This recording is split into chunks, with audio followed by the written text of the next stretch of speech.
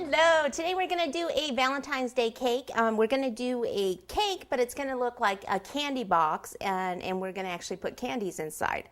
So what we need to start, we're going to need, I have two 14-inch cardboards here, taped together, and then just covered with the red florist foil. And then, I don't have heart-shaped pans. I'm not a big, I don't like to have all these different shaped pans because they take up so much room. So I usually cut things either out of round cakes or out of sheet cakes. So for this particular cake, you can either use like a 10-inch heart pan, something close to 10-inch, or you can really do any size actually. You'll just use more fondant if it's bigger.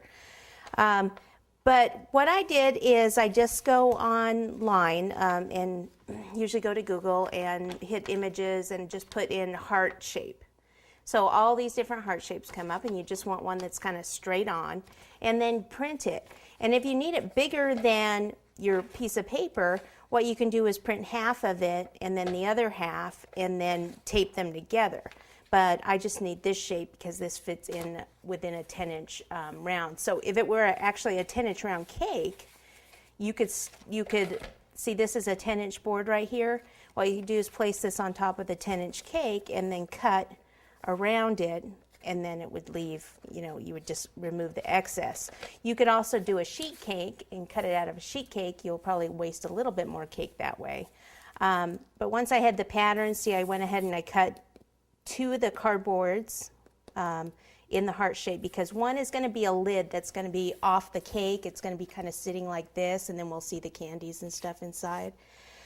So you need two of the boards. This is just one layer of cake, doesn't have any filling in it, and then this is 2 layers of cake with 1 layer of filling in between. Okay, so that's what we need to start. Then what we're going to do is just ice the cake. And I just have this other pattern here if you wanted to do maybe a little bit different shape. This again was something that I just got offline. It's just kind of a funky kind of a heart rather than the traditional one, which is kind of fun too. Okay, so there's all sorts of different ones on there that you can get. All right, so I'm done with the patterns. I iced that one. I just need to ice this one and pop it in the freezer. So I've just got some regular old buttercream here. And notice that I ice it on the bigger board, the 10-inch board. That way it's just a little bit easier to handle. So we'll just pop this all the way down. Start on the top and then go down the sides. Okay, so once you get everything covered, and try to keep it all pretty flat. Notice how I'm building up the icing on the edge. I'm not going like this with my spatula and rounding it down. That's a big mistake a lot of people make. You want to kind of keep it as straight this way and then as straight this way as possible.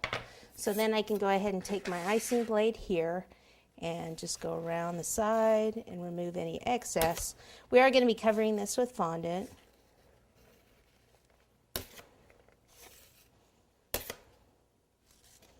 Usually when I get to the end of a corner like this, I'll go one way, like this way, and then the other way.